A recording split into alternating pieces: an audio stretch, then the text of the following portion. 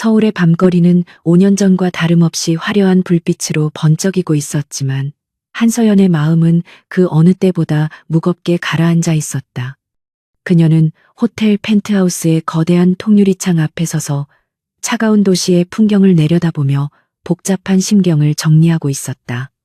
결코 다시는 밟지 않겠다고 맹세했던 이 땅에 돌아온 이유는 오직 하나였고, 그것은 바로 목숨보다 소중한 아이들을 지키기 위해서였다.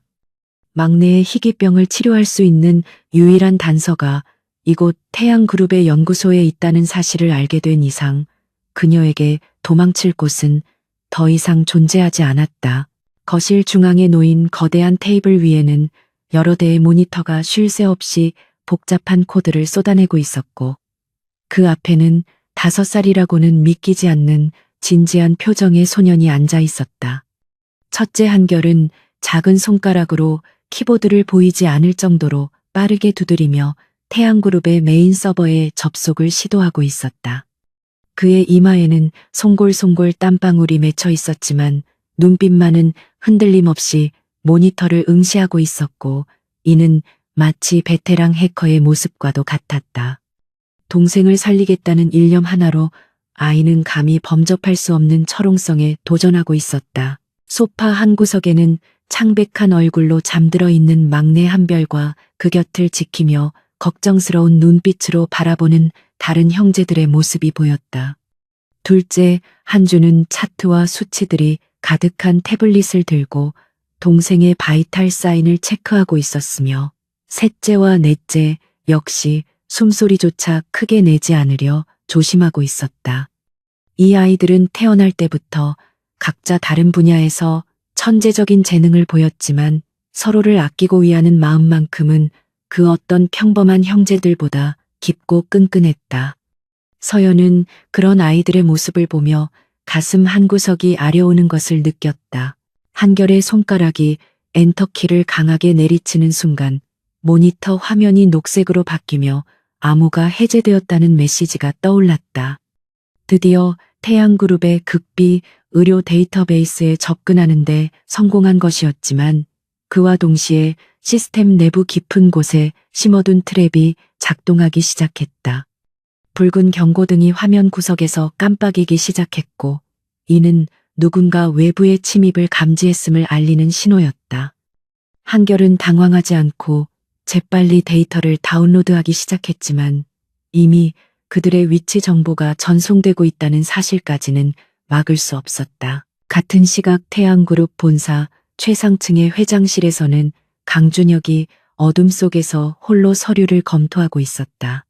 갑자기 그의 책상 위에 놓인 보안 단말기에서 날카로운 경고음이 울려 퍼지며 정적을 깨뜨렸고, 그는 미간을 찌푸리며 화면을 확인했다. 그룹 내에서도 극소수만이 접근할 수 있는 의료 연구 데이터에 누군가 침입했다는 사실은 그의 심기를 건드리기 충분했다. 준혁은 즉시 보안팀에 연락을 취하려 했으나 화면에 뜬 침입자의 위치 정보를 보고는 멈칫할 수밖에 없었다. 놀랍게도 해킹이 시도된 위치는 회사에서 그리 멀지 않은 최고급 호텔의 스위트룸이었고, 그곳은 5년 전 그가 그녀와 마지막으로 함께했던 장소와 일치했다.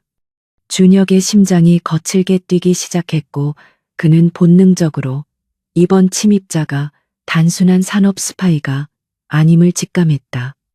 5년 동안 미친 듯이 찾아 헤맸지만 그림자조차 찾을 수 없었던 그녀의 흔적이 갑자기 이렇게 가까운 곳에서 나타난 것은 우연이 아닐 것이라 확신했다. 그는 재킷을 챙겨들고 즉시 자리에서 일어났다. 준혁은 수행 비서에게 즉시 차량을 대기시키라고 명령하며 차가운 눈빛으로 창밖의 어둠을 응시했다. 만약 그녀가 정말 돌아온 것이라면 이번에는 절대로 놓치지 않을 것이라는 강한 집착이 그의 전신을 휘감았다. 그는 엘리베이터를 타고 내려가면서도 머릿속으로 수만 가지의 시나리오를 그리고 있었지만, 그 중에서도 그녀가 자신을 배신하고 떠난 이유를 묻는 순간만을 반복해서 떠올렸다. 밤 공기를 가르며 질주하는 검은 세단 안에서 그의 눈동자는 사냥감을 쫓는 맹수처럼 번뜩였다. 다시 호텔방 안에서는 한결이 다급한 목소리로 엄마를 부르며 추적을 피하기 위해 즉시 이동해야 한다고 알렸다. 서연은 아이의 말에 즉각적으로 반응하여 잠든 막내를 조심스럽게 안아 올렸고 나머지 아이들도 각자의 짐을 챙겨 신속하게 움직이기 시작했다. 그들은 평범한 가족이 아니었기에 위기 상황에서의 대처 또한 군대처럼 조직적이고 빨랐지만 서연의 마음속 불안감은 쉽게 가라앉지 않았다.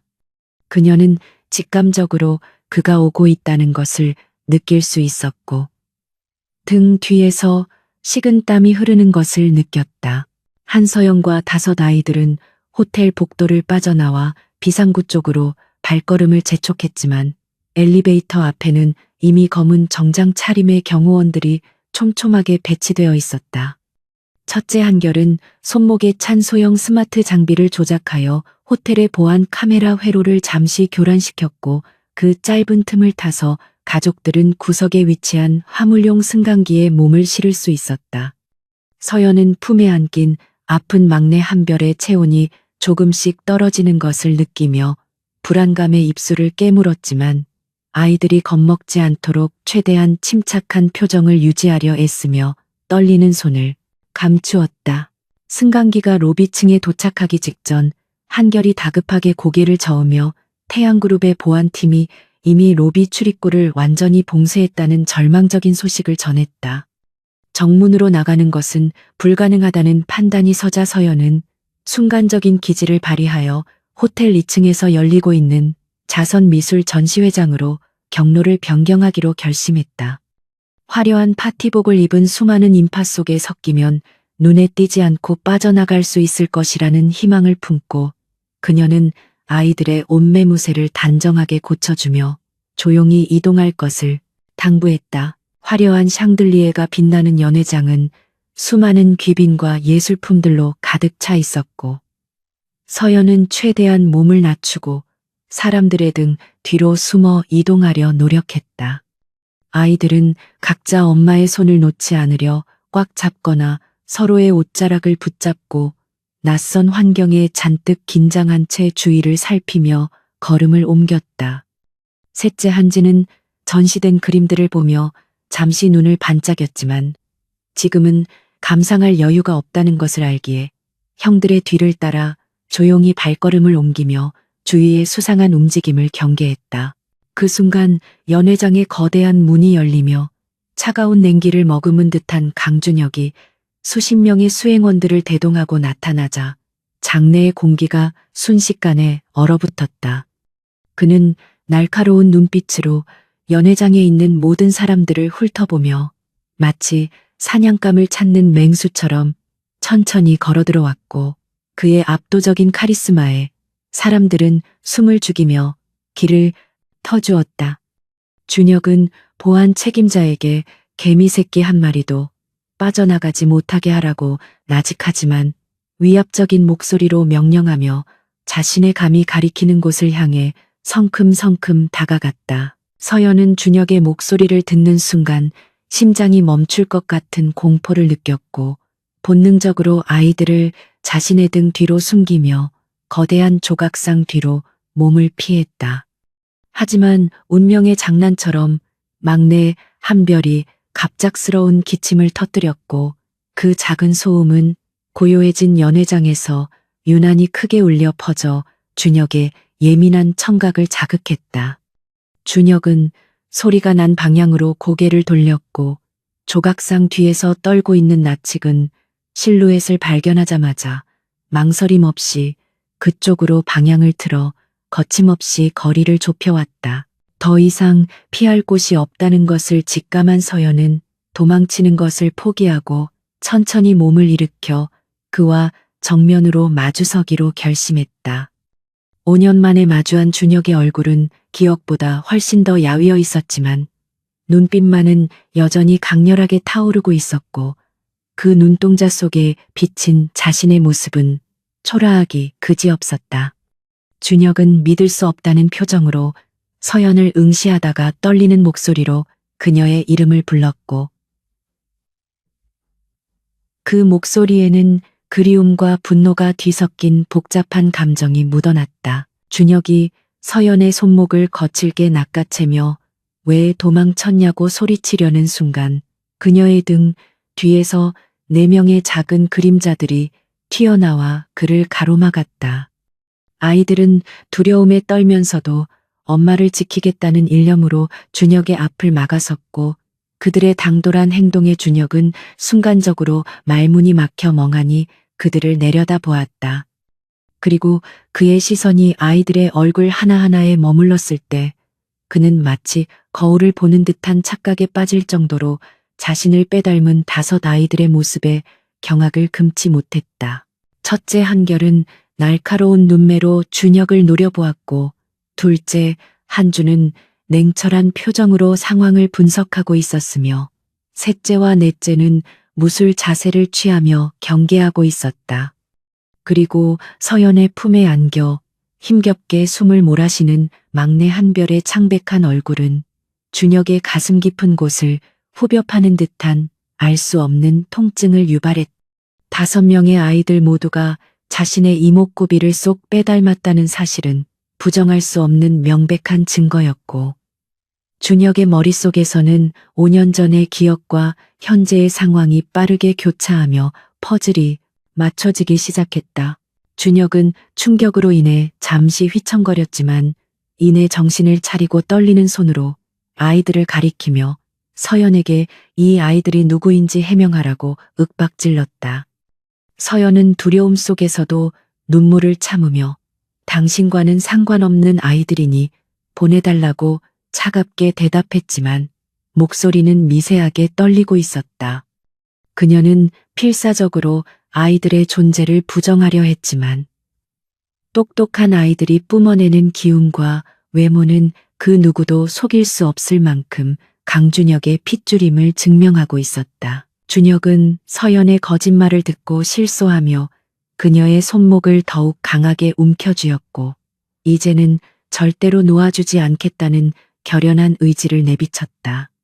그는 수행 비서들에게 즉시 차를 대기시키라고 명령하며 아픈 아이를 포함한 모든 가족을 자신의 저택으로 이송할 것을 지시했다.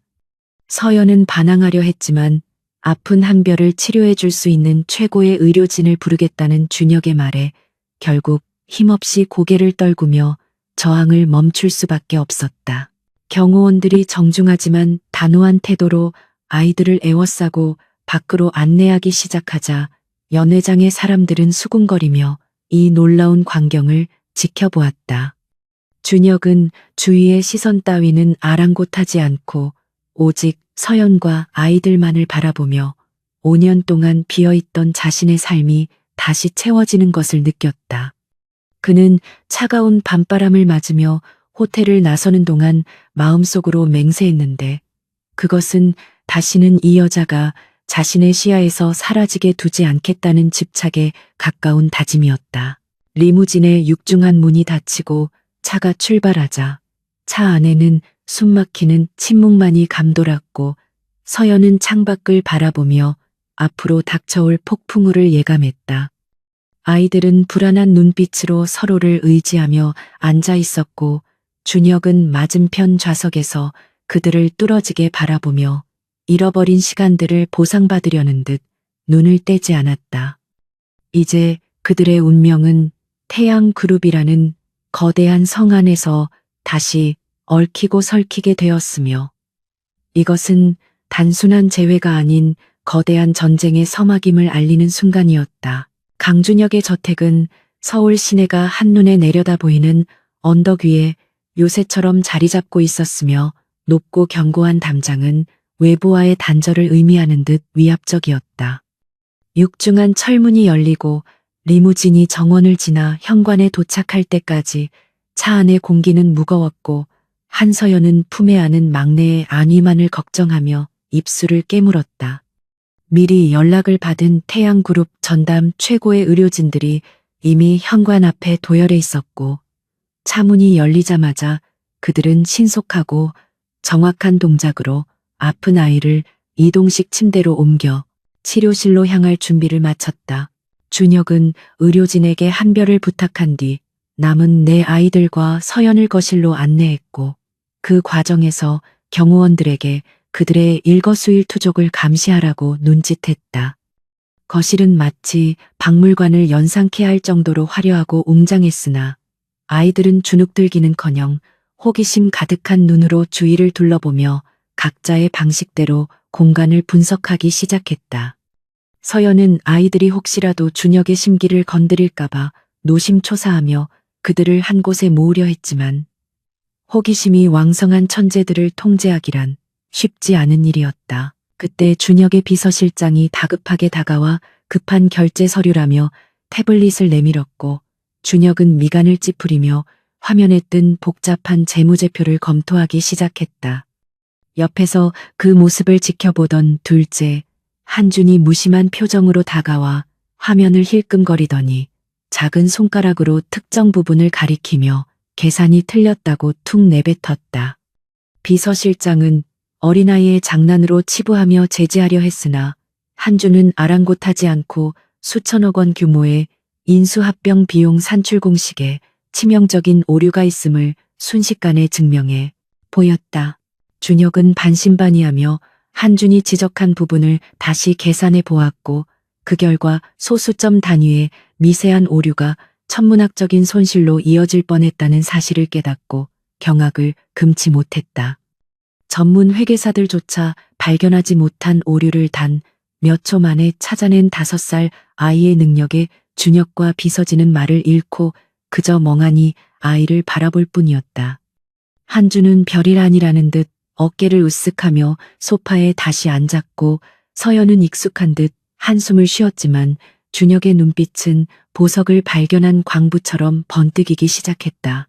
분위기가 어수선한 틈을 타 넷째 한우는 거실 한쪽에 장식된 고가의 도자기를 구경하기 위해 다가갔고 이를 본 경호원이 아이가 다칠까봐 급히 팔을 뻗어 제지하려 했다.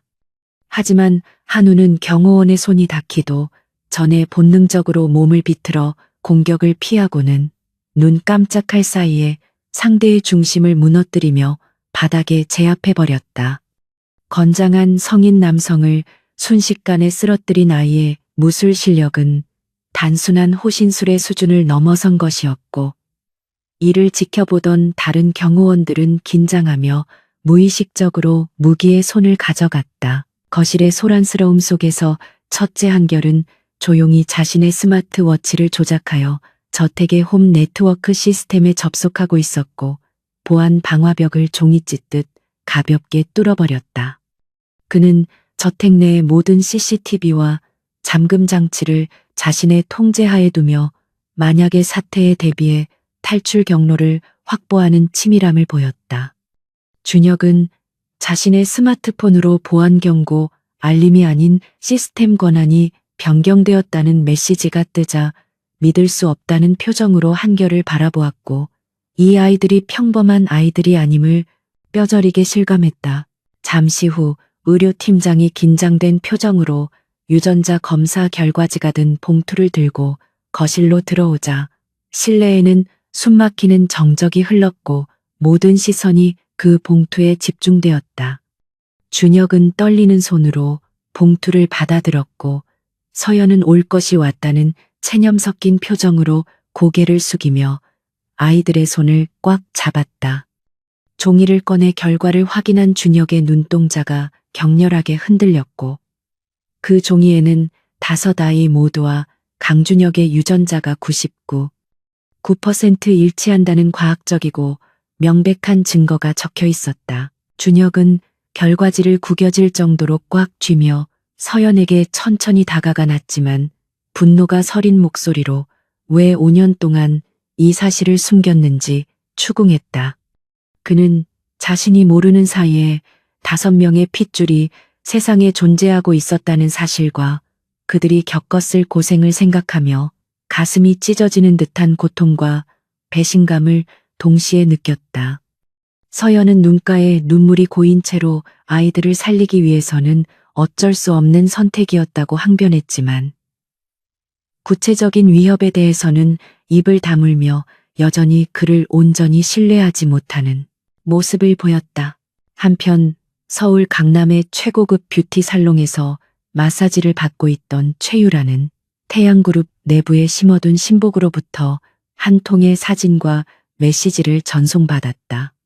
사진 속에는 강준혁의 저택으로 들어가는 한서연과 5 아이들의 모습이 선명하게 찍혀 있었고 그녀는 순간적으로 들고 있던 와인잔을 바닥에 내던져 산산조각을 냈다.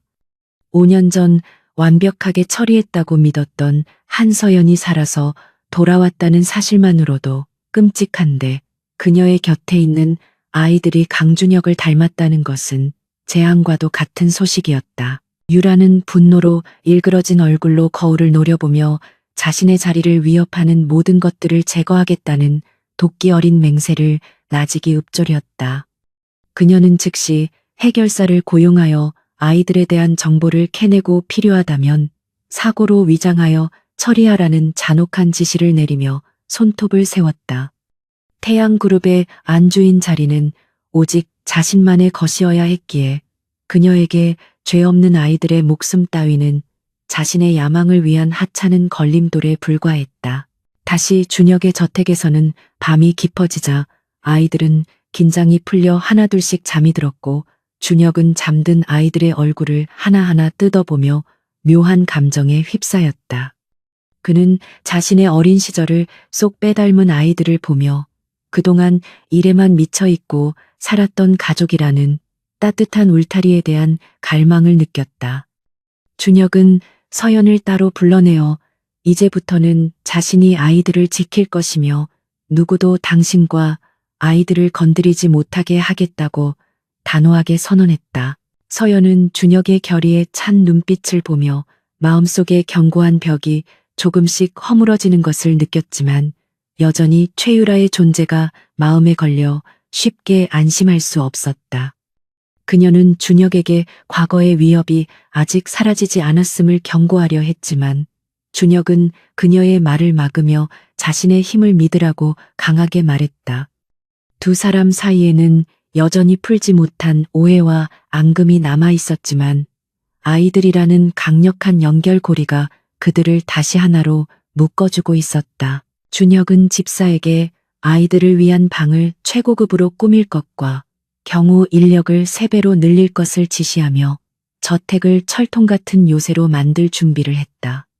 그는 아이들이 가진 천재적인 재능을 태양그룹의 미래를 위해 올바르게 키워주겠다고 다짐하며 잠든 한결의 머리를 조심스럽게 쓰다듬었다. 차가운 심장을 가진 냉혈한 CEO였던 그가 하루아침에 5 아이의 아빠가 되어 보여주는 서툰 애정 표현은 곁에서 지켜보던 사용인들의 마음까지 뭉클하게 만들었다. 다음 날 아침 최유라가 고용한 파파라치들이 저택 주변을 서성거리기 시작했고 인터넷에는 태양그룹 회장에게 숨겨진 자식이 있다는 루머가 조금씩 퍼지기 시작했다. 준혁은 보고를 받고 즉시 법무팀을 가동하여 강력한 대응을 지시했지만 소문은 걷잡을 수 없이 빠르게 확산되어 주가에까지 영향을 미치기 시작했다.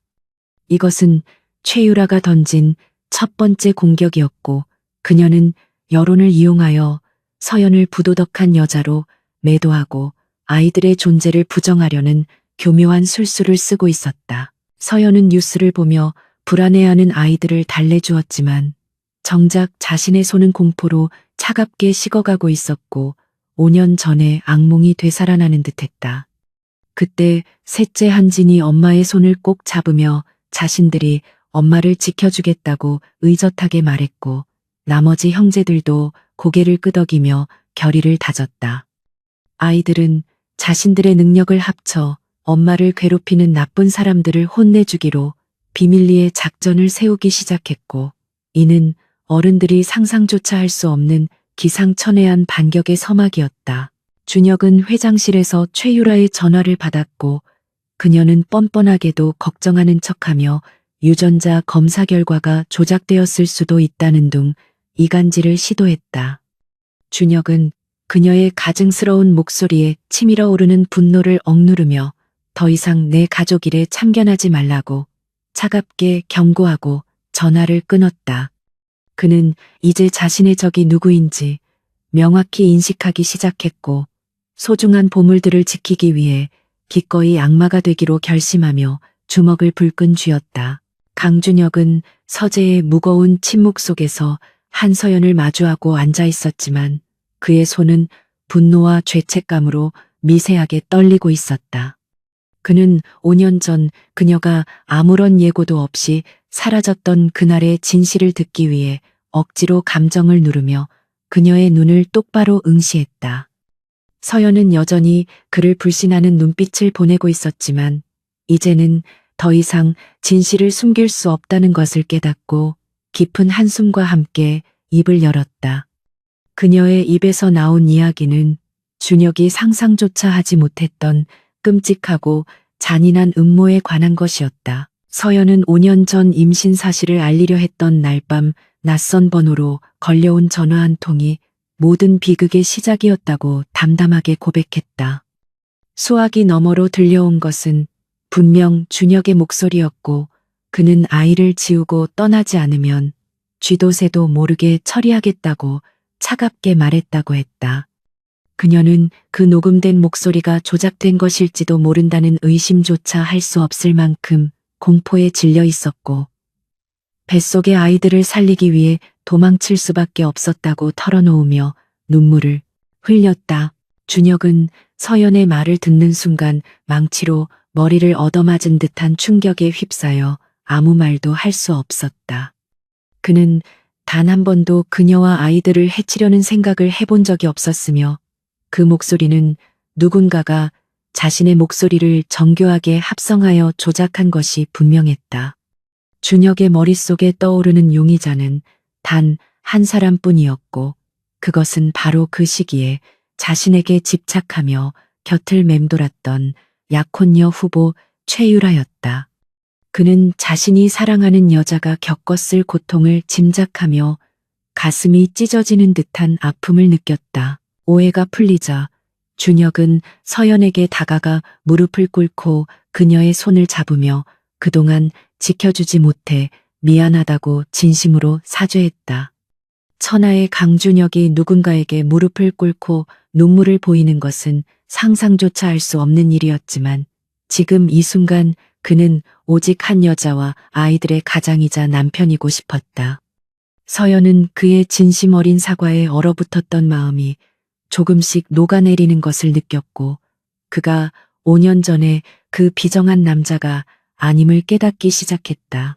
그 시각 거실에서는 아이들이 심각한 표정으로 대형 TV 화면을 응시하고 있었는데 뉴스 채널에서는 태양그룹 회장의 스캔들에 대한 자극적인 보도가 쏟아지고 있었다.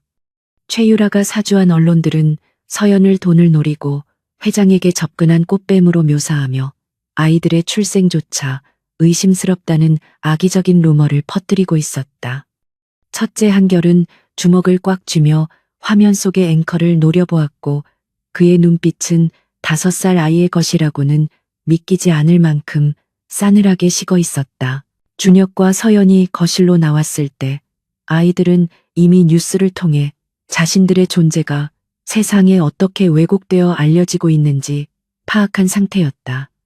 서연은 충격적인 뉴스 내용에 안색이 하얗게 질리며 아이들의 눈과 귀를 막으려 했지만 아이들은 오히려 의연한 태도로 엄마를 안심시켰다. 둘째 한주는 태블릿 PC를 들고 와 현재 유포되고 있는 루머의 발원지가 최유라의 페이퍼 컴퍼니와 연결되어 있다는 사실을 순식간에 추적해 보여주었다. 준혁은 아이들이 보여준 결정적인 증거를 보고 다시 한번 그들의 천재성에 감탄하는 동시에 최유라에 대한 분노가 극에 달했다. 그는 더 이상 방어적인 태도로 일관하지 않겠다고 다짐하며 비서실장에게 즉시 반박보도 자료를 준비하고 최유라에 대한 법적 대응을 시작하라고 지시했다. 하지만 아이들은 법적인 절차만으로는 부족하다고 생각했고 자신들만의 방식으로 엄마의 명예를 회복하고 아빠를 돕기 위한 비밀 작전을 개시하기로 눈빛을 교환했다. 셋째 한지는 자신의 예술적 재능을 활용하여 소셜미디어에 감동적인 그림과 글을 올리며 여론을 움직이기 위한 밑작업을 시작했다. 그의 그림은 서연이 5년 동안 아이들을 홀로 키우며 겪었던 희생과 사랑을 따뜻한 색채로 표현하고 있었고, 이는 사람들의 감성을 자극하기에 충분했다. 넷째 한우는 경호원들에게 다가가 혹시라도 저택에 침입하려는 수상한 사람들이 있으면 자신에게 알려달라고 부탁하며 든든한 보디가드를 자처했다. 한편 최유라는 자신의 계획대로 여론이 서연을 비난하는 쪽으로 흐르자 승리의 미소를 지으며 샴페인을 터뜨리고 있었다. 그녀는 준혁이 여론의 압박을 이기지 못하고 서연과 아이들을 내칠 것이라고 확신했고, 그렇게 되면 자신이 다시 태양그룹의 안주인 자리를 차지할 수 있을 것이라 믿었다. 하지만 그녀는 자신이 건드린 상대가 평범한 미혼모가 아니라 5명의 천재를 낳은 어머니라는 사실과 그 뒤에 분노한 강준혁이 버티고 있다는 것을 간과하고 있었다. 그날 밤 준혁은 아픈 막내 한별의 침대 곁을 지키며 아이의 이마에 맺힌 식은땀을 닦아주었고, 아이는 힘없는 목소리로 아빠라고 불렀다. 그 작은 부름은 준혁의 심장에 깊이 밝히며 그가 살아야 할 이유와 싸워야 할 대상을 명확하게 만들어 주었다. 그는 한별의 손을 꼭 잡고 이 세상의 모든 의학 기술을 동원해서라도 반드시 너를 낫게 해주겠다고 맹세했고, 아이는 아빠의 따뜻한 손길에 안도하며 깊은 잠에 빠져들었다. 다음 날 아침 태양그룹 본사 앞에는 수많은 기자들이 몰려들어 진실을 요구하며 북새통을 이루고 있었다. 준혁은 정면 돌파를 선택하고 서연과 함께 기자회견장에 서기로 결심했지만 서연은 아이들이 상처받을까봐 망설였다. 그때 첫째 한결이 나서서 아빠와 함께 가서 세상 사람들에게 우리가 누구인지 똑똑히 보여주자고 엄마를 설득했다. 아이들의 당당한 모습에 용기를 얻은 서연은 준혁의 손을 잡고 세상 밖으로 나갈 준비를 마쳤다. 최유라는 준혁이 기자회견을 자청했다는 소식을 듣고 비웃으며 그가 서연과의 관계를 부정하고 아이들을 숨길 것이라고 예상했다. 그녀는 기자회견장에 자신의 사람들을 심어 서연을 공경에 빠뜨릴 질문들을 던지도록 사주하며 마지막 일격을 준비했다. 하지만 그녀의 사무실 컴퓨터 화면이 갑자기 검게 변하더니 붉은 글씨로 경고 메시지가 뜨기 시작했고, 이는 한결이 보낸 선전포고이자 해킹의 시작이었다. 준혁의 저택 지하에 마련된 임시 상황실에서는 5 아이들이 각자의 위치에서 분주하게 움직이며 작전을 수행하고 있었다. 한결은 최유라의 자금 흐름을 추적하여 불법 비자금 내역을 확보하고 있었고, 한주는 태양그룹 주주들의 성향을 분석하여 아빠에게 유리한 판을 짜고 있었다. 이들은 단순히 엄마를 지키는 것을 넘어 아빠의 회사를 위협하는 내부의 적까지 청소하겠다는 야심찬 계획을 세우고 있었다. 서연은 아이들이 이렇게까지 성장했다는 사실에 놀라움과 고마움을 동시에 느끼며 그들을 믿고 맡기기로 했다. 그녀는 거울 앞에 서서 5년 전에 유약했던 모습이 아닌 강인한 어머니이자 한 남자의 아내로서 당당하게 설 준비를 하며 온매무새를 다듬었다. 이제 곧 시작될 전쟁에서 그녀는 더 이상 피해자가 아닌 승리자가 되기 위해 준혁과 함께 폭풍의 눈 속으로 걸어 들어갔다. 기자회견장으로 향하는 차 안에서 준혁은 서연의 손을 놓지 않았고, 2 사람 사이에는 5년의 공백을 뛰어넘는 끈끈한 신뢰가 형성되어 있었다. 준혁은 오늘을 기점으로 모든 것이 바뀔 것이라 말하며 서연을 안심시켰고, 서연 또한 그의 눈을 보며 고개를 끄덕였다.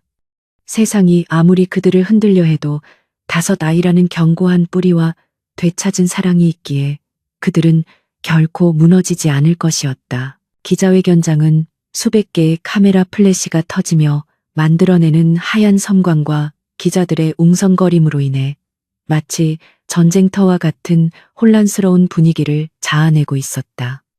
강준혁은 한서연의 손을 꽉 잡고 단상 위로 올라갔으며 그의 단호한 표정은 그 어떤 질문에도 흔들리지 않겠다는 결연한 의지를 보여주고 있었다. 최유라에게 매수된 일부 기자들은 시작부터 공격적인 질문을 쏟아내며 서연의 과거와 아이들의 출생에 대해 악의적인 의혹을 제기했고 장내 분위기는 순식간에 험악해졌다. 서연은 쏟아지는 비난의 화살 앞에서 잠시 위축되는 듯했으나 옆에서 느껴지는 준혁의 따뜻한 체온과 집에서 지켜보고 있을 아이들을 생각하며 고개를 똑바로 들었다. 같은 시각 준혁의 저택 지하에 마련된 임시 상황실에서는 5명의 작은 천재들이 각자의 위치에서 숨가쁘게 움직이며 어른들의 전쟁에 개입하고 있었다. 첫째 한결은 메인 서버 컴퓨터 앞에 앉아 빠른 속도로 키보드를 두드리며 최유라가 고용한 댓글 조작 부대의 IP 주소를 역추적하고 있었다. 그의 눈동자는 모니터 화면 위를 빠르게 훑어가며 적들의 위치를 파악했고 그들이 사용하는 불법 서버를 하나씩 마비시키며 여론 조작의 뿌리를 뽑아내고 있었다. 이것은 단순한 해킹이 아니라 엄마를 괴롭히는 나쁜 어른들을 향한 정의의 심판이자 디지털 전쟁의 서막이었다. 둘째, 한주는 여러 대의 태블릿 PC를 동시에 조작하며 최유라의 집안이 운영하는 건설 회사의 주식 시장 동향을 실시간으로 분석하고 있었다. 그는 최유라가 비자금을 조성하기 위해 유령 회사를 통해 주가를 조작한 정황을 포착했고 이를 역이용하여 공매도 세력을 끌어들이는 치밀한 작전을 설계했다. 5살 아이의 머리에서 나왔다고는 믿기 힘든 고도의 금융 전술은 순식간에 주식시장에 반영되기 시작했고 최유라 일가의 자산 가치는 급격한 하락 곡선을 그리기 시작했다. 한준의 입가에는 회심의 미소가 번졌고 그는 이 모든 것이 엄마를 울린 대가임을 분명히 했다. 셋째 한지는 자신의 예술적 감각을 10분 발휘하여 서연과 아이들의 행복했던 일상을 담은 짧은 영상들을 감동적인 스토리텔링으로 편집해 소셜미디어에 업로드했다. 최유라가 퍼뜨린 자극적인 루머와는 대비되는 따뜻하고 진실된 가족의 모습은 네티즌들의 마음을 움직이기 시작했고 순식간에 수십만 건의 공유를 기록하며 여론을 반전시켰다. 사람들은 악의적인 기사보다 아이들의 순수한 눈망울과 서연의 헌신적인 모성애에 더 큰 공감을 표했고 댓글창은 응원과 격려의 메시지로 도배되기 시작했다. 넷째 한우는 저택의 보안 시스템을 통해 외부의 물리적인 위협을 감시하는 동시에 기자회견장 주변의 CCTV를 해킹하여 수상한 움직임을 보이는 인물들을 식별해냈다. 그는 준혁의 경호팀장에게 실시간으로 정보를 전달하며 현장에서 발생할 수 있는 테러나 기습 시위를 사전에 차단하는 역할을 완벽하게 수행했다. 막내 한별은 비록 몸은 아팠지만 형들의 작전을 지켜보며 응원을 보냈고 형들이 찾아낸 중요한 정보들을 정리하여 준혁의 스마트워치로 전송하는 통신병 역할을 자처했다. 기자회견장에서 곤란한 질문에 대처하던 준혁은 손목에서 느껴지는 진동에 잠시 시선을 내렸고 스마트워치에 뜬 메시지를 확인한 순간 놀라움을 감추지 못했다. 화면에는 최유라가 기자들을 매수했다는 결정적인 증거 녹취록과 입금 내역이 정리되어 있었고 맨 마지막에는 아빠 힘내세요라는 귀여운 이모티콘이 덧붙여져 있었다. 준혁은 아이들이 자신을 돕고 있다는 사실에 가슴 벅찬 감동을 느꼈고 동시에 천군만마를 얻은 듯한 자신감이 온몸을 휘감는 것을 느꼈다. 준혁은 마이크를 잡고 차분하지만 힘있는 목소리로 준비된 원고 대신 아이들이 보내준 증거들을 하나씩 거론하며 반격을 시작했다. 그는 태양그룹의 법무팀이 이미 해당 기자들과 배우 세력에 대한 고소장을 접수했음을 알리며 허위사실 유포에 대해 무관용 원칙으로 대응하겠다고 선포했다. 기자들은 준혁이 제시하는 구체적이고 명확한 증거들 앞에서 꿀먹은 벙어리가 되었고 공격적이었던 질문 공세는 순식간에 멈추었다. 현장의 분위기는 완전히 역전되었고 생중계를 지켜보던 국민들은 준혁의 당당한 태도에 환호를 보냈다. 호텔 스위트룸에서 와인을 마시며 여유롭게 방송을 지켜보던 최유라는 갑작스러운 상황, 반전에 당황하여 들고 있던 잔을 떨어뜨렸다. 설상가상으로 비서가 사색이 되어 달려들어와 회사 주가가 폭락하고 있으며 금융당국의 조사가 시작되었다는 청천벽력 같은 소식을 전했다. 유라는 자신의 완벽했던 계획이 어디서부터 잘못되었는지 이해할 수 없었고 보이지 않는 거대한 손이 자신의 목을 조여오는 듯한 공포를 느꼈다. 그녀는 분노의 차소리를 질렀지만 이미 엎질러진 물이었고 그녀의 왕국은 서서히 무너져 내리고 있었다. 기자회견을 성공적으로 마치고 차에 오른 서연은 긴장이 풀리며 준혁의 어깨에 기대어 참았던 숨을 내쉬었다. 준혁은 고생했다는 말과 함께 그녀를 감싸 안았지만 그의 머릿속은 아이들이 보여준 놀라운 능력에 대한 생각으로 가득 차 있었다. 그는 집에 돌아가면 이 사랑스럽고 무시무시한 꼬마 천재들을 어떻게 칭찬해 주어야 할지 즐거운 고민에 빠졌다.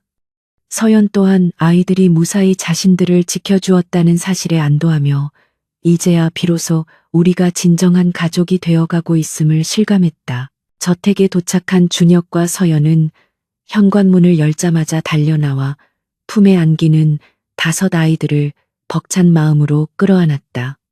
아이들은 자신들이 한 일을 자랑하며 눈을 반짝였고 준혁은 한 명 한 명 머리를 쓰다듬어주며 너희들이 아빠보다 훨씬 낫다고 진심 어린 칭찬을 건넸다. 거실에는 아이들이 작전을 수행했던 흔적들이 고스란히 남아 있었고 준혁은 그 장비들과 치밀한 계획표를 보며 혀를 내둘렀다. 이제 이 가족은 단순한 혈연 관계를 넘어 서로를 지키는 가장 강력한 동맹군이 되었다. 그날 저녁 준혁은 아이들을 거실에 모아놓고 앞으로 남은 마지막 싸움에 대해 진지하게 이야기를 나누었다. 최유라는 이번 실패로 인해 더욱 독이 올라 극단적인 방법을 쓸지도 모르기에 긴장을 늦춰서는 안 된다고 경고했다. 하지만 아이들은 겁먹기는커녕 오히려 의욕에 불타올랐고 마청 한결은 우리가 끝까지 책임지고 나쁜 아줌마를 혼내주겠다고 자신만만하게 대답했다. 준혁은 그런 아이들의 모습에서 자신의 어릴 적 패기를 보았고 든든함을 느꼈다. 한편 궁지에 몰린 최유라는 이대로 물러설 수 없다는 생각에 마지막 발악을 준비하며 어둠의 경로를 통해 위험한 인물들과 접촉했다. 그녀는 태양그룹의 창립 기념 파티가 며칠 남지 않았다는 사실을 떠올리고 그곳에서 서연과 아이들을 한꺼번에 매장시킬 끔찍한 계획을 세웠다. 그녀의 눈빛은 광기로 번들거렸고 이성을 잃은 그녀에게 더 이상 잃을 것은 없어 보였다. 이것은 파멸을 향해 달려가는 폭주 기관차와도 같은 위험한 도박이었다. 다음 날부터 준혁의 저택은 창립 기념 파티 준비와 함께 최유라의 마지막 공격에 대비하는 요새로 변모했다. 아이들은 각자의 특기를 살려 파티장의 보안 시스템을 점검하고 최유라가 심어놓을지도 모르는 함정들을 미리 찾아내어 무력화시키는 작업에 착수했다. 한지는 파티장 내부의 조명과 음향 시스템을 해킹하여 결정적인 순간에 최유라의 추악한 진실을 폭로할 특별한 무대를 준비했다. 서연은 아이들이 위험에 노출되는 것을 걱정했지만 이제는 피할 수 없는 싸움임을 인정하고 아이들을 믿기로 했다. 드디어 창립기념 파티 당일이 밝았고 화려하게 장식된 연회장에는 정재계의 유력 인사들이 속속 도착하기 시작했다. 준혁은 턱시도를 차려입고 서연과 함께 손님들을 맞이했고 5 아이들은 귀여운 정장을 입고 그 곁을 지키며 사람들의 시선을 한몸에 받았다. 겉으로는 평화롭고 우아한 파티였지만 수면 아래에서는 치열한 정보전과 심리전이 펼쳐지고 있었고 긴장감은 최고조에 달했다. 최유라는 초대받지 않은 손님으로 파티장의 모습을 드러낼 예정이었고 그것이 그녀의 마지막 실수가 될 것임을 그녀 자신만 모르고 있었다. 파티가 무르익어 갈 무렵 최유라가 화려한 드레스를 입고 위풍당당하게 등장하자 장내의 시선이 그녀에게 집중되었다. 그녀는 뻔뻔한 미소를 지으며 준혁에게 다가와 축하 인사를 건넸지만 그 눈빛 속에는 숨길 수 없는 사리가 번뜩이고 있었다. 준혁은 차가운 표정으로 그녀를 응시하며 제 발로 지옥에 들어온 것을 환영한다고 속으로 중얼거렸다. 이제 모든 무대는 준비되었고 5 천재 아이들이 준비한 화려한 피날레가 시작될 시간이었다. 태양그룹의 창립 30주년 기념 파티가 열리는 그랜드 볼룸은 대한민국 상위 1%의 명사들로 가득 차 있었고 화려한 샹들리에 조명 아래에서는 최고급 샴페인 잔이 부딪히는 소리가 끊이지 않았다. 강준혁은 검은색 턱시도를 완벽하게 차려입고 한서연의 허리를 감싼 채 파티장 중앙으로 걸어 들어갔으며 그들의 등장은 마치 왕과 왕비의 귀환을 연상케 할 정도로 압도적인 분위기를 자아냈다. 사람들의 시선은 자연스럽게 두 사람에게 쏠렸고 5년 만에 모습을 드러낸 서연의 변함없는 미모와 기품에 감탄과 질투가 섞인 속삭임이 여기저기서 터져나왔다.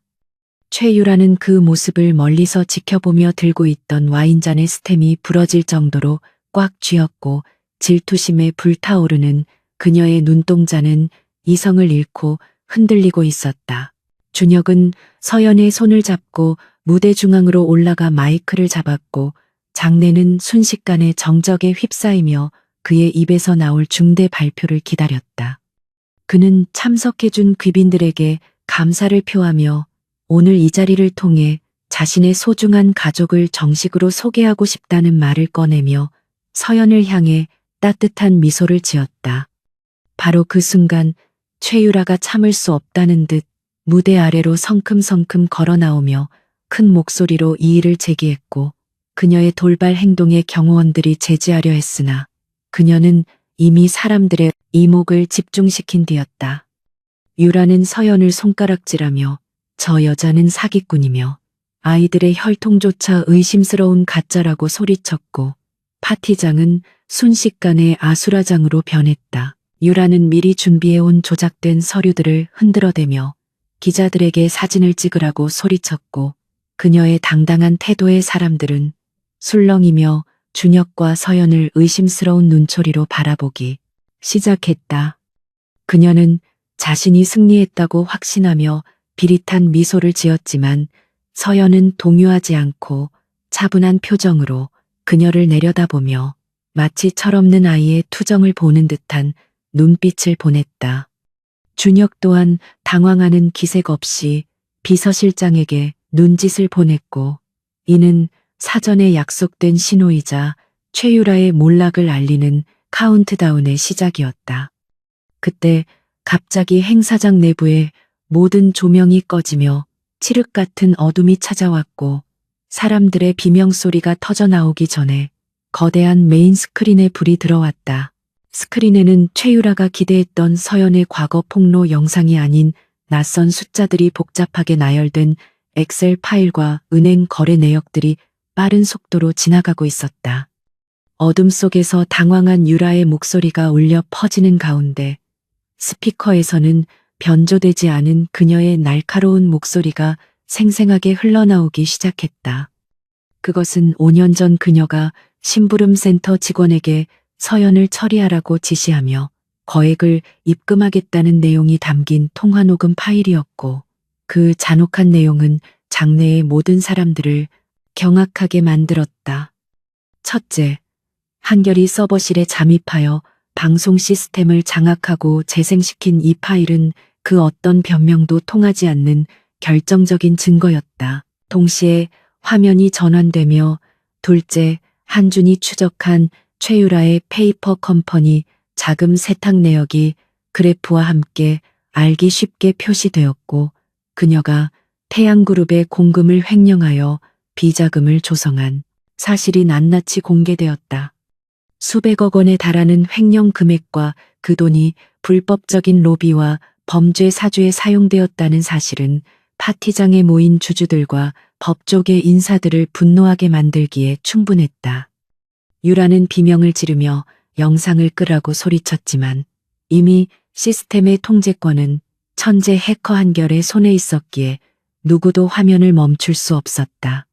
그녀는 공포에 질려 뒷걸음질 쳤지만 출구 쪽에는 이미 넷째 한우가 팔짱을 낀 채 듬직하게 버티고 서 있었다. 셋째, 한지는 이 모든 상황을 예술적인 연출로 승화시켜 무대 위 조명을 조작해 최유라 한 사람만을 비추는 핀 조명을 떨어뜨렸고 그녀는 마치 무대 위의 죄수처럼 발가벗겨진 기분으로 떨고 있었다.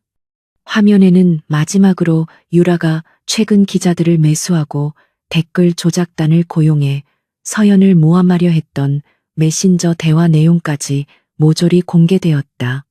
사람들의 시선은 경멸과 조롱으로 바뀌었고 유라를 옹호하던 세력들조차 슬금슬금 뒷걸음질치며 그녀와의 연관성을 부정하려 애썼다. 유라는 사면초가에 몰린 쥐처럼 주위를 둘러보았지만 그녀를 도와줄 사람은 아무도 없었다. 준혁은 다시 마이크를 잡고 차가운 목소리로 이것이 당신이 그토록 감추고 싶어 했던 추악한 진실이라며 이제 그만 가면을 벗고 법의 심판을 받으라고 일갈했다. 그는 이 모든 증거가 자신의 5 아이들이 직접 찾아낸 것임을 밝히며 아이들을 무대 위로 불러 올렸고 5명의 작은 영웅들은 당당한 발걸음으로 부모님 곁에 섰다. 똑같은 턱시도와 드레스를 입은 아이들이 나란히 서자 객석에서는 탄성이 터져나왔고 그들의 모습은 누가 봐도 강준혁의 핏줄임을 증명하는 완벽한 그림이었다. 5 아이들은 각자의 개성이 묻어나는 표정으로 유라를 노려보았고 그 눈빛은 얼음보다 더 깊고 강렬했다. 이성을 잃은 유라는 괴성을 지르며 핸드백에서 날카로운 흉기를 꺼내 서연을 향해 달려들었고 이는 누구도 예상치 못한 최후의 발악이었다. 사람들은 비명을 지르며 몸을 피했고 준혁이 서연을 감싸려 몸을 던지려는 찰나 넷째 한우가 번개 같은 속도로 튀어나갔다. 한우는 유라의 손목을 정확하게 가격하여 흉기를 떨어뜨리게 한 뒤 가볍게 다리를 걸어 그녀를 바닥에 넘어뜨리고 순식간에 제압해버렸다. 5살 아이가 보여준 무술 실력이라고는 믿기지 않는 절도 있는 동작에 경호원들조차 입을 다물지 못했고 장내는 잠시 정적에 휩싸였다가 이내 우레와 같은 박수가 터져나왔다. 제압당한 유라는 바닥에 얼굴을 박은 채 분함과 수치심에 몸을 떨며 저주를 퍼부었지만 그때 행사장의 문이 열리며 경찰 특공대와 검찰 수사관들이 들이닥쳤다. 둘째, 한준이 이미 파티 시작 전에 모든 증거 자료를 검찰에 전송하고 신고까지 마친 상태였기에 체포영장은 즉시 집행될 수 있었다. 수사관들은 미란다 원칙을 고지하며 유라의 손목에 차가운 수갑을 채웠고 그녀는 끝까지 발버둥 쳤지만 건장한 수사관들의 힘을 당해낼 수는 없었다.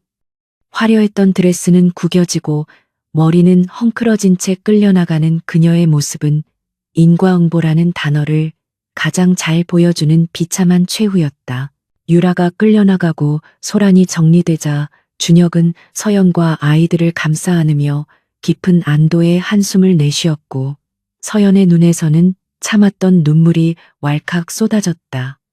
막내 한별은 엄마의 눈물을 고사리 같은 손으로 닦아주며 이제 나쁜 아줌마는 없으니 울지 말라고 위로했고 그 모습은 지켜보는 사람들의 마음을 뭉클하게 만들었다.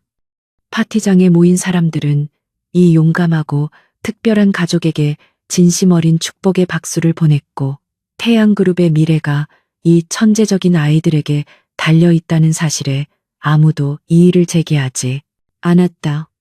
준혁은 아이들을 자랑스럽게 바라보며 오늘 우리는 단순히 적을 물리친 것이 아니라 가족이라는 이름으로 하나가 되었음을 선언했다. 다음 날 아침 대한민국 모든 언론의 일면은 태양그룹 창립 기념 파티에서 벌어진 드라마 같은 사건과 5 천재 아이들의 활약상으로 도배되었다. 최유라의 구속 소식과 함께 그녀의 여재들이 속속 드러나면서 여론은 완전히 돌아섰고 서연은 비운의 여주인공에서 위대한 어머니이자 승리자로 재조명받게 되었다. 태양그룹의 주가는 오너 일가의 리스크 해소와 천재 후계자들의 등장이라는 호재로 인해 연일 상한가를 기록하며 고공행진을 이어갔다.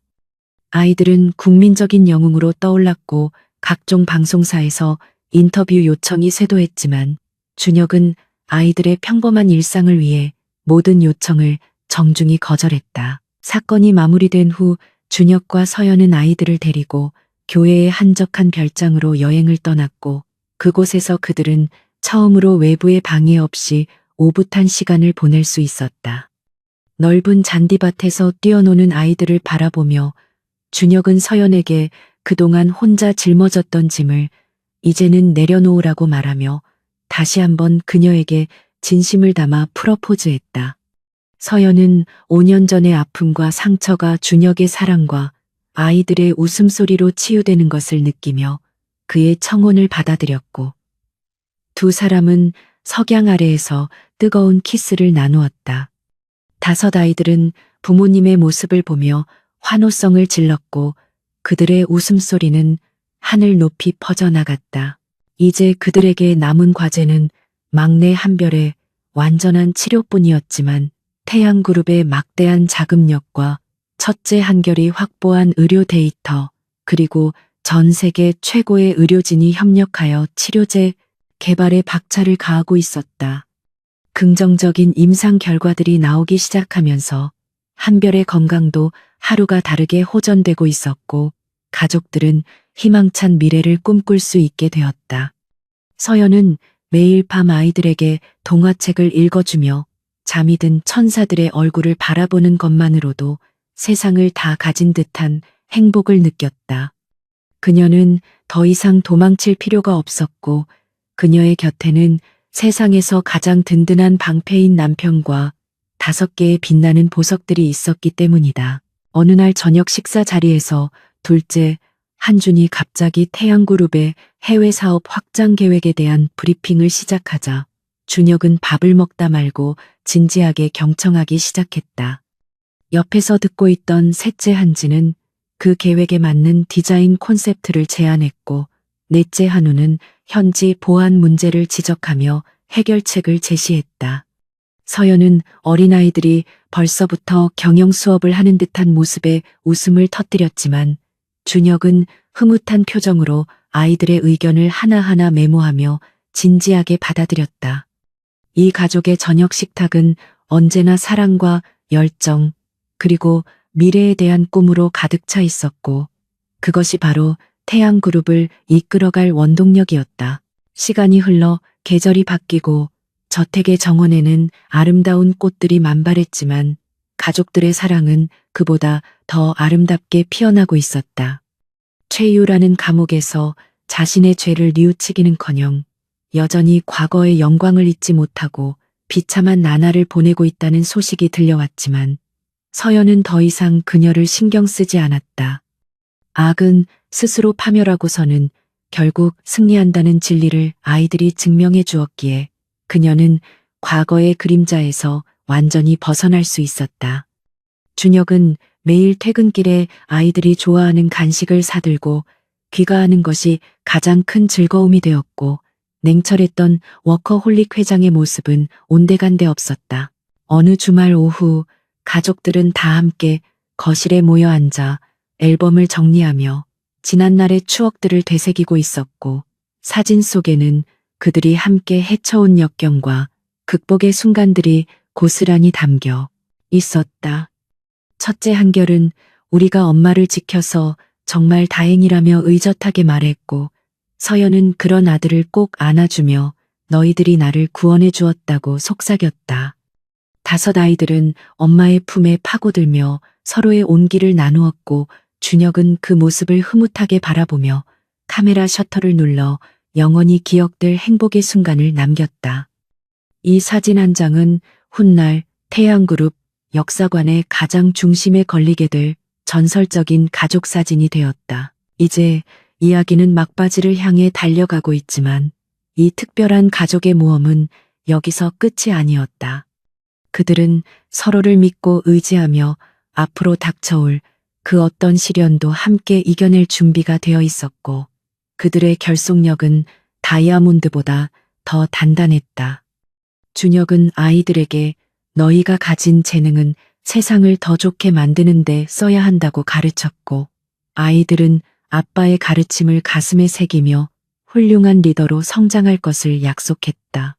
서연은 그들의 성장을 지켜보며 묵묵히 지원하는 든든한 후원자가 되어주기로 다짐했다.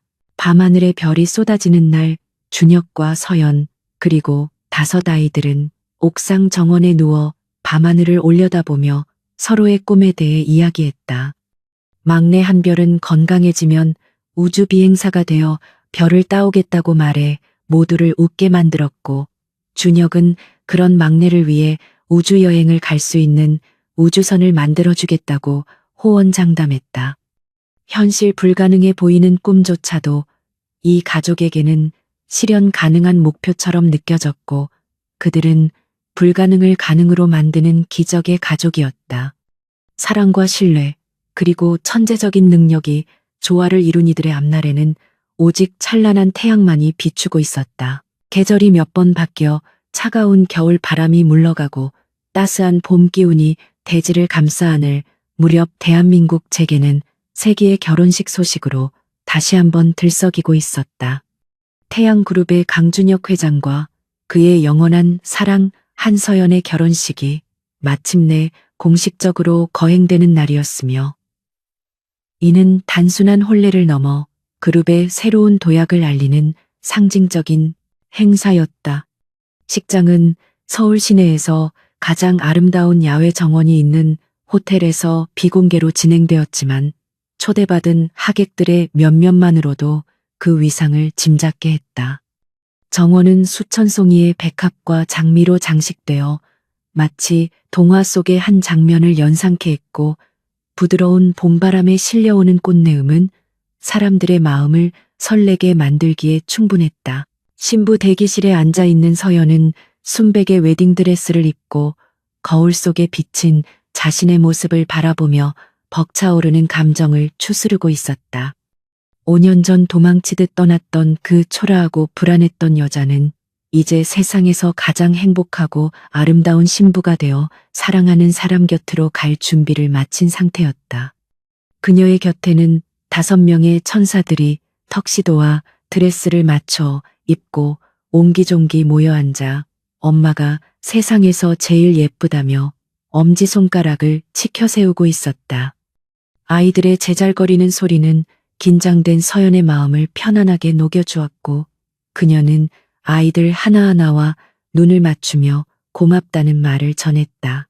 드디어 결혼식의 시작을 알리는 웅장한 음악이 울려 퍼지자 하객들은 자리에서 일어나 버진 로드 입구를 주목했고, 그곳에는 오늘의 주인공인 신랑 강준혁이 서 있었다.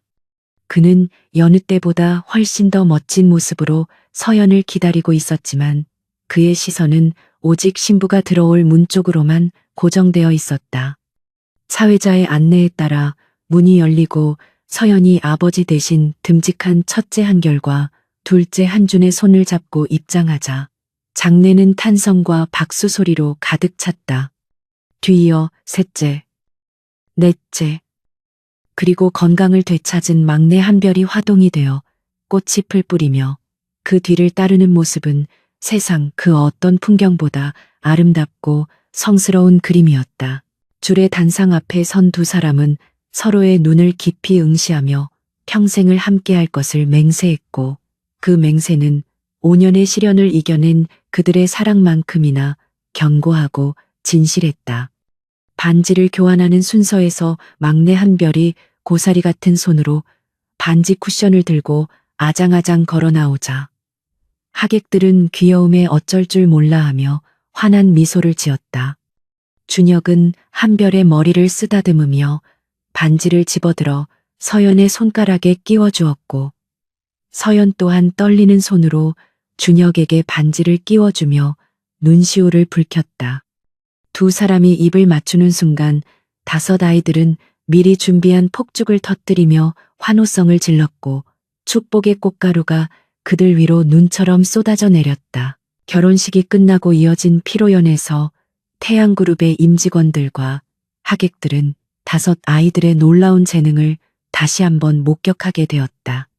셋째 한지는 축하 공연으로 직접 작곡한 피아노 곡을 연주했는데 그 선율은 너무나 아름답고 감동적이어서 듣는 이들의 눈물을 자아냈다. 넷째 한우는 경호원들과 함께 절도 있는 태권도 시범을 보이며 부모님을 지키겠다는 다짐을 몸으로 표현해 큰 박수를 받았다. 아이들은 더 이상 숨겨진 존재가 아니라 태양그룹의 자랑스러운 마스코트이자 미래를 이끌어갈 차세대 리더로서 당당하게 사람들과 어울렸다.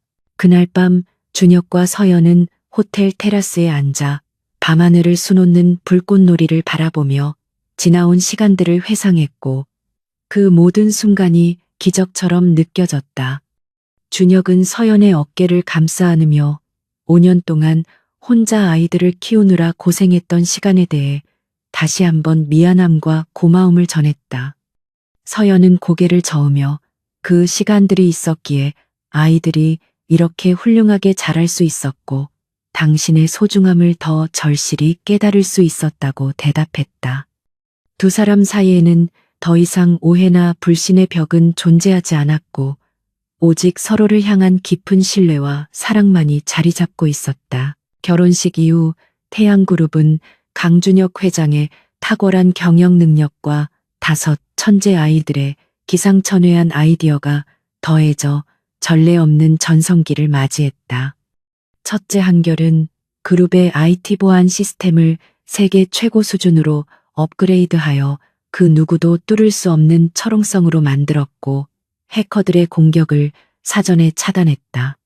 그는 또한 인공지능 연구소의 최연소 자문위원으로 위촉되어 미래 산업을 선도하는 혁신적인 프로젝트들을 주도하기 시작했다.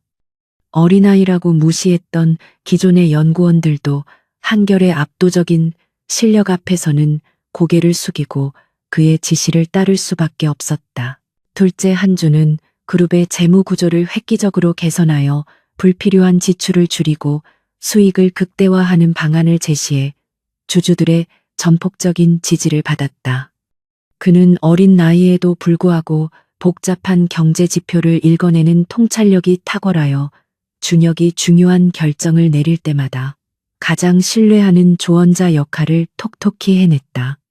한준의 사무실 책상에는 항상 주식시황 모니터와 경제신문이 놓여 있었고 그는 장난감을 가지고 노는 것보다 회사의 재무제표를 분석하는 것을 더 즐거워했다. 셋째 한지는 태양그룹의 문화예술재단 이사장이 되어 소외된 계층을 위한 예술 교육 프로그램을 기획하고 전시회를 열어 그룹의 사회적 이미지를 크게 향상시켰다. 그의 그림은 세계적인 경매에서 고가에 낙찰될 정도로 인정받았지만 그는 수익금 전액을 기부하며 노블레스 오블리주를 실천하는 모범을 보였다. 넷째 한우는 보안 전문 자회사를 설립하겠다는 꿈을 가지고 무술 훈련과 더불어 경호 전술을 체계적으로 공부하기 시작했다. 그는 형제들 중 가장 의협심이 강하여 학교에서 괴롭힘 당하는 친구들을 도와주는 정의의 사도로도 유명세를 떨쳤다. 가장 놀라운 변화는 막내 한별에게 찾아왔는데 태양그룹의 전폭적인 지원과 한결이 찾아낸 의료 데이터를 바탕으로 개발된 신약이 기적적인 효과를 발휘한 것이었다.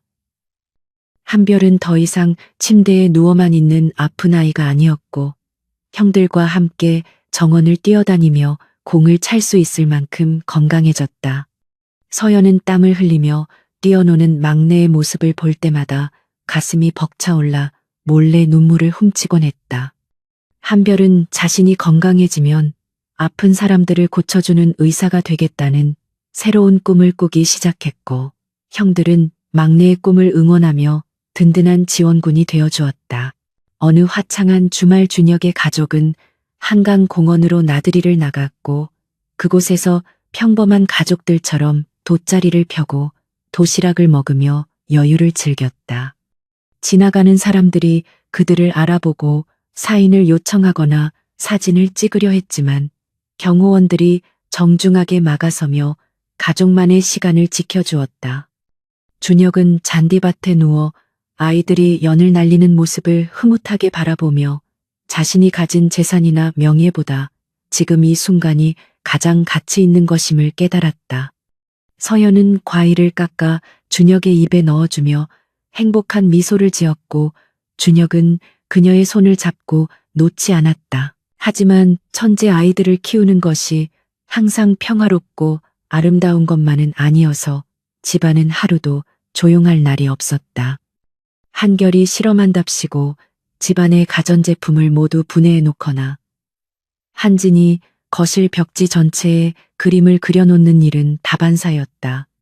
한우가 정원나무를 샌드백 삼아 발차기 연습을 하다가 부러뜨리거나, 한준이 아빠의 주식 계좌로 모의 투자를 하다가 수익률을 300%나 올려놓아 준혁을 놀라게 하기도 했다. 준혁과 서연은 사고뭉치 천재들 뒷수습하느라 진땀을 빼면서도 그 모든 과정이 행복한 비명이라 생각하며 웃어넘겼다. 시간은 흘러 아이들은 무럭무럭 자라 초등학생이 되었고, 학교에서도 그들의 명성은 자자하여 선생님들조차 그들을 가르치는 것을 어려워할 정도였다. 학교 측은 결국 태양그룹과 협력하여 영재들을 위한 특별 교육 과정을 신설했고, 5 아이들은 그곳에서 마음껏 재능을 펼칠 수 있었다. 학부모 참관 수업날 준혁은 바쁜 일정을 모두 취소하고 학교를 찾아가 아이들의 발표를 지켜보며 어깨를 으쓱거리는 팔불출 아빠의 면모를 유감없이 발휘했다.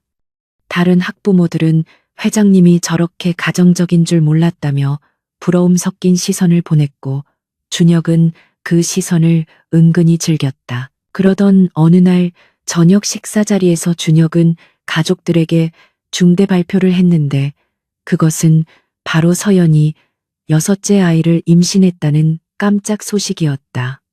아이들은 잠시 멍하니 있다가 일제히 환호성을 지르며 동생이 생긴다는 사실에 기뻐 날뛰었고, 집안은 다시 한번 축제 분위기가 되었다. 한결은 벌써부터 동생을 위한 육아 로봇을 만들겠다고 선언했고, 한주는 동생의 미래를 위한 교육 자금 플랜을 짜기 시작했다. 준혁과 서연은 배를 어루만지며 이 아이 또한 축복이자 우리 가족의 새로운 보물이 될 것이라 확신했다. 최유라는 감옥에서 긴 수용 생활을 하며 자신의 죄를 뉘우치기 시작했고, 가끔 들려오는 태양그룹 가족의 행복한 소식에 씁쓸한 후회의 눈물을 흘렸다. 그녀는 욕망에 눈이 멀어 진정한 행복이 무엇인지 몰랐던 자신의 어리석음을 뼈저리게 후회했지만 이미 되돌릴 수 없는 과거였다. 반면 서연은 과거의 상처를 완전히 치유하고 여성 리더들을 위한 멘토링 프로그램을 운영하며 자신처럼 어려움을 겪는 여성들에게 희망을 주는 존경받는 인물이 되었다. 그녀의 삶은 도망자에서 영부인 같은 존재로 완벽하게 역전되었고, 이는 그녀가 포기하지 않고 지켜낸 사랑과 모성애의 결과였다. 어느덧 태양그룹의 창립 기념일이 다시 돌아왔고, 이번에는 아이들이 주축이 되어 행사를 기획하고 진행하게 되었다. 아이들은 부모님을 위해 깜짝 이벤트를 준비했는데, 그것은 지난 5년간의 가족사를 담은 다큐멘터리 영상을 상영하는 것이었다. 영상 속에는 서연이 혼자 아이들을 키우며 흘렸던 눈물과 준혁이 가족을 찾기 위해 헤맸던 시간, 그리고 재회 후의 행복한 순간들이 고스란히 담겨 있었다. 영상을 보며 준혁과 서연은 물론 파티장에 있던 모든 사람들이 눈시울을 붉혔고 가족의 위대함에 대해 다시 한번 생각하게 되었다. 무대에 오른 준혁은 서연과 5 아이들 그리고 뱃속의 아기까지 소개하며 자신의 인생에서 가장 큰 업적은 회사를 키운 것이 아니라 이 가족을 지켜낸 것이라고 말했다. 그는 앞으로도 태양그룹은 가족의 가치를 최우선으로 여기는 기업이 될 것이며 사회에 선한 영향력을 끼치는데 앞장서겠다고 약속했다. 아이들은 아빠의 말에 힘차게 고개를 끄덕이며 자신들도 부모님을 본받아 세상을 빛내는 사람이 되겠다고 다짐했다. 쏟아지는 박수갈채 속에서 가족은 서로의 손을 맞잡고 환하게 웃었고 그 모습은 가장 완벽한 해피엔딩이었다. 이야기는 여기서 끝이 나지만 강준혁과 한서연 그리고 6명의 천재 아이들이 써 내려갈 전설은 이제부터가 진짜 시작이었다.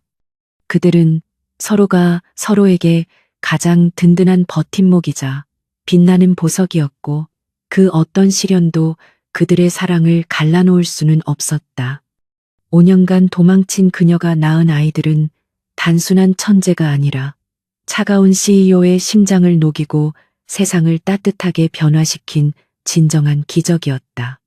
태양그룹의 가장 높은 곳 펜트하우스의 불빛은 오늘도 꺼지지 않고 행복한 웃음소리와 함께 서울의 밤하늘을 밝게 비추고 있었다. 10년 후 태양그룹 본사 회의실. 성인이 된 5 아이들이 원탁 테이블에 둘러앉아 열띤 토론을 벌이고 있었다. 형, 이번 보안 시스템 업데이트는 내가 맡을게. 지난번보다